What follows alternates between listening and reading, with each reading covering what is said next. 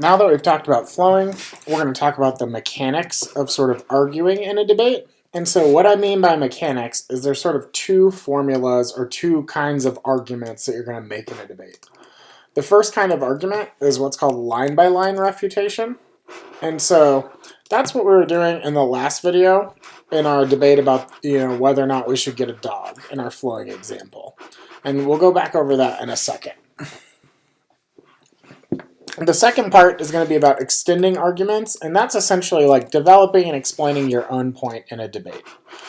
So line-by-line refutation is where you answer the arguments that your opponents have made in order, and so literally point by point, so line by line. So, in our example again, our initial proposition was that we should buy a dog because, we love a dog, and our parents sort of made 3 points. So their first point, they said that a dog would be, we don't have enough time for a dog. Second point, we don't have enough money for a dog.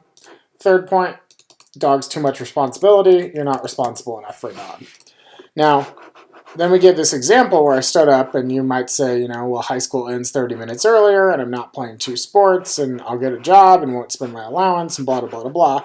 So standing up and going in order and answering, their first point is about time. Here's my answers. High school ends earlier. I don't play 2 sports. Their second point is about money. That is called doing the line by line. That is refuting the points that your opponents had made in order. And so if you think back to when we talked about the mechanics or the essentials of a debate earlier in this lecture series, one thing we said is that sides have the burden of proof and the burden of rejoinder.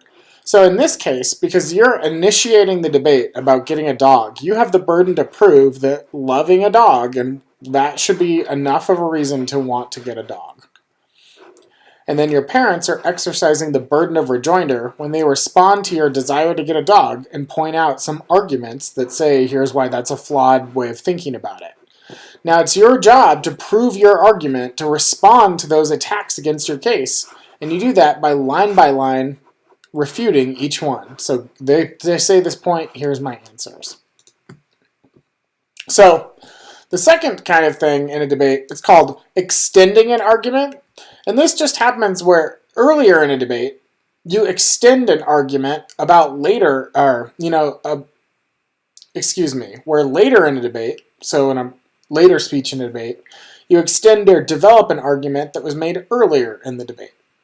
So in this example, if in their first sort of speech, your parents made the argument that, there's not enough time, money, or responsibility for a dog, and then you stood up and you sort of responded to that, and then they were going to give their response, maybe they really wanted to decide that they were really going to focus on this money issue right now. And so they were like, we don't have enough money for a dog. So if they really wanted to beat you and refute your argument, they should follow these steps right here for extending an argument, because this will help you extend and develop an argument so that you're doing all of the stuff that we talked about in some of the other argument essentials. You're going to make sure that you make a complete argument. You're going to impact the argument, and you're going to explain why your argument should be preferred. So in this case, your parents might say, first, they're going to restate their point. Their dogs are expensive. We don't have enough money.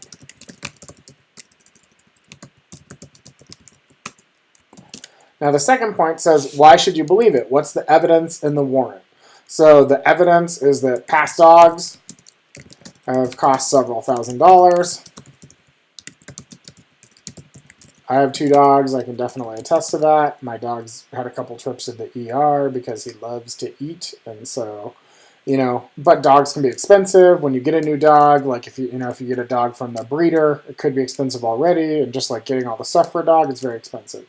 So they give some evidence. Like past dogs have cost several $1,000s. So it's an argument from experience. And their point is that you should prefer it because only your parents have owned a dog.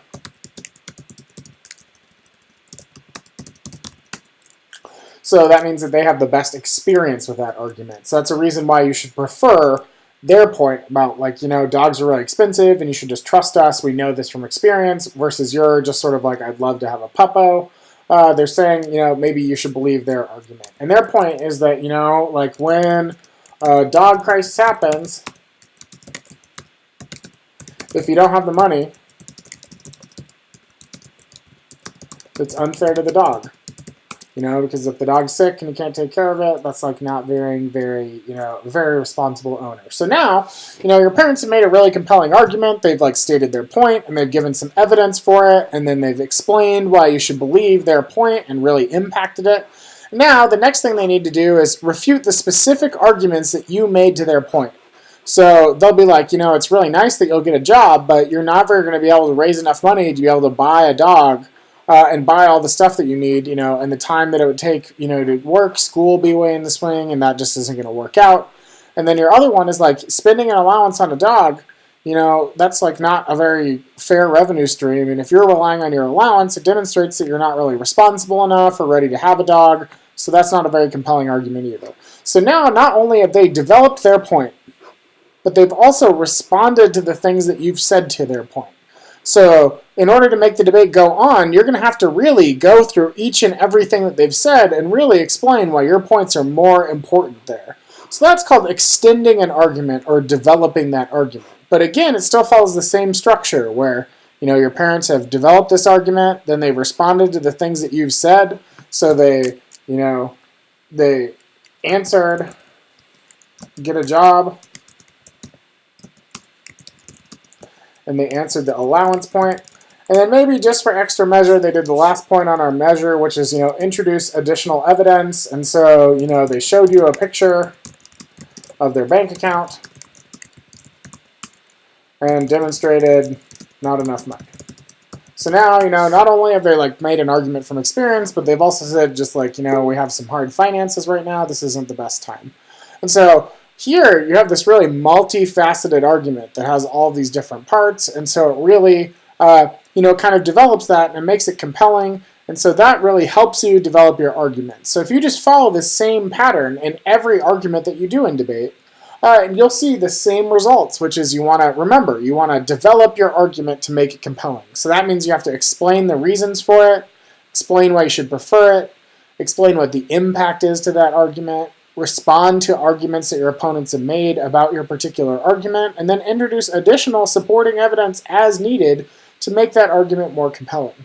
And if you do all of that, that's called doing the line by line and extending arguments. And those two things are the most fundamental skills in debate. They're the equivalent of like learning to dribble in basketball, because it's something that you do in every kind of debate and every speech all of the time. So if you practice that skill and get better at it, you'll be a lot better at debate and you'll win a lot more debates.